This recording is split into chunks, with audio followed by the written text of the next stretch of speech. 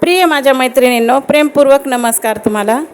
आपण पहा, सकाळी उठल्यानंतर सर्वप्रथम आंघोळ करतो, देवपूजा करतो. देवपूजेला आपण पहा एक महादेवाचा सोपा आणि साधा मंत्र आहे.